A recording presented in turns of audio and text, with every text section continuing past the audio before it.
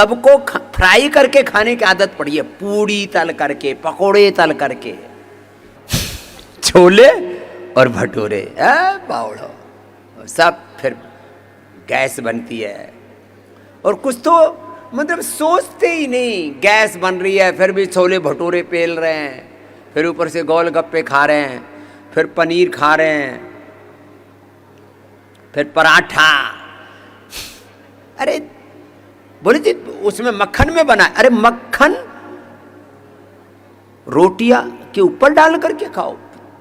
पराठा, अब बोलते हैं इंडियन फूड बहुत अच्छा है, इंडियन फूड है, रोटी खाओ ऊपर से घी डालो या मक्खन डालो, तल करके खाना ये इंडियन फूड नहीं है, इडियट फूड है ये। एक है इंडियन फूड, एक है इडियट फूड। तुम इंडियन फूड नहीं खाते हो, इडियट फूड खाते हो। लिटरेट इडियट कहीं के, लिटरेट इडियट, पढ़े लिखे मूर्ख नादान बेवकूफ। ना ना अब तो अच्छे हो, आपके लिए नहीं कह रहा हूं ये, रोज ये करना। गाय का घी, वर्जिन कोकोनट ऑयल, तिल का तेल, बादाम का तेल, सरसों का तेल भी खा सकते हो, नाक में भी डाल सकते हो, मूंगफली का तेल भी खा सकते हो, ग्राउंडनट ऑयल, वर्जिन ऑयल्स, कच्ची घानी की तो तेल होते हैं ना। अभी आप देखना, अभी जैसे जैसे सर्दी आएगी स्वामी रामदेव की चमक कई गुना बढ़ जाएगी। रोज अब एक एक चम्मच घी तेल पी रहा हूं ना। हमारे बापू पिताश्री ऊंट को बैल को नाड़ दिया करते थे सर्दी में, तो 1 किलोमीटर दूर से ही ऊंट और बैल चमकता था ऐसे, और फिर कोई 2-2 एकड़ खेत बा दिया करते, थकता ही नहीं था। ये ताकत है इनमें। तुम्हारे गोड्डे घिसे पड़े, ग्रीस कम हो गया, अंदर का लिक्विड कम हो गया, कार्टिलेज घिस गए, गोड्डे घुस गए, कमर घिस गई, सब घिसे पिटे पड़े। ये करो, 1 चम्मच, ज़्यादा नहीं खाना। कभी बोलो कि बाबा जी ने तो ऐसे ही बताया था। 1 चम्मच ये गाय का घी, हाँ 1 चम्मच गाय का घी खाओ।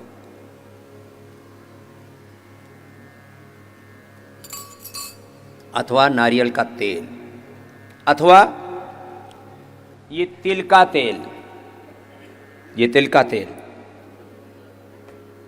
तिल का तेल। आर्थराइटिस वालों के लिए तिल का तेल ही खाना, तिल का तेल ही लगाना, मसाज करना। ज़्यादा दर्द है तो तिल का तेल खाओ, तिल का तेल लगाओ, इसी से मालिश करो।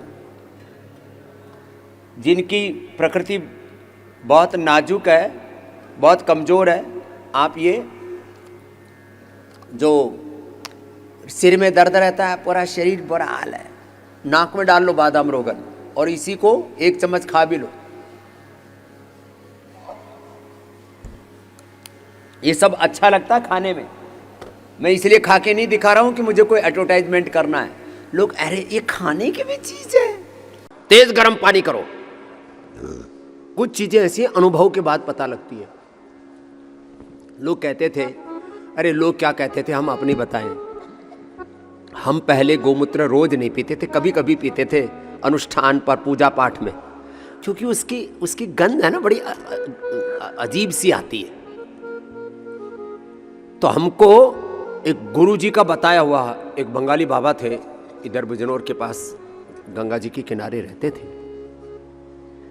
उन्होंने बताया गोमूत्र में हनी मिला लो, वो जो अमोनिया है ना उसका असर निकल जाता है। तेज उबलता हुआ गर्म पानी खोलता हुआ, मैं 25 ml के करीब गोधन अर्क मिलाता हूँ, अभी हमारे कमरे में रखा, अभी कई बोतल खाली हो गए हमारे,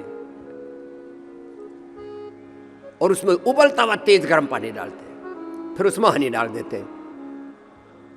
हनी ठंडे पानी में डालो तो ठंडा करता है, गर्म पानी में डालो तो वेट को, कोलेस्ट्रॉल को और सारी गंदगी को अंदर के क्लींजिंग का काम भी करता है और एनर्जी भी पूरी देता है। उसको बहुत ज़्यादा देर तक नहीं रखना चाहिए, वो तो 2-3 मिनट में तो पी भी लेते हैं उसको, तो कोई दिक्कत नहीं, उसमें कोई गंध नहीं आती, और पेट तो ऐसे साफ होता है शंख प्रक्षालन जैसा हो जाता है। हमको बचपन से कब्ज रही है, बीच में शंख प्रक्षालन किया, फिर ये बस्ती आदि की सब ठीक कर लिया, अभी हमको कब्ज नहीं है। पहले हमको मतलब थोड़ा बंधा हुआ सा मल आता था, जब से गोधन अर्क पीना शुरू किया है तो ऐसे पूरा साफ सुबह ऐसे एक बार इतने कड़ाके की भूख लगती है, गोमूत्र वो धन अर्क पीते ही पेट साफ हो जाता है, कड़ाके की भूख लगती है।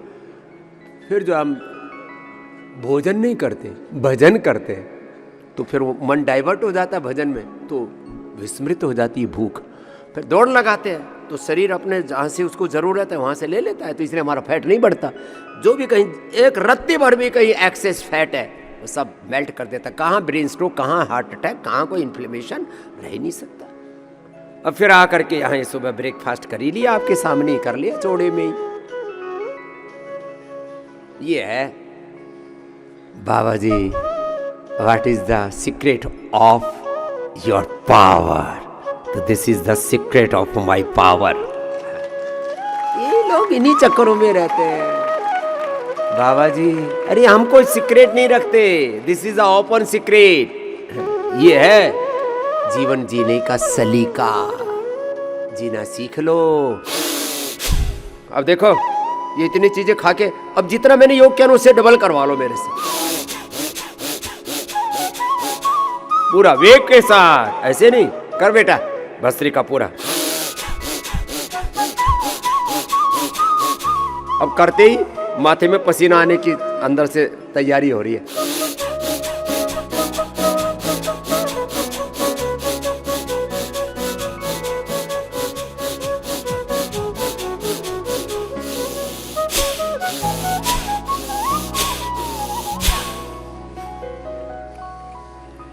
सर्दी लगने नहीं देंगे आपको। कहा सर्दी, सर्दी में भी गर्मी का एहसास तेरे पास है, किसी स्वेटर में, किसी इनर में नहीं, किसी कंबल में नहीं।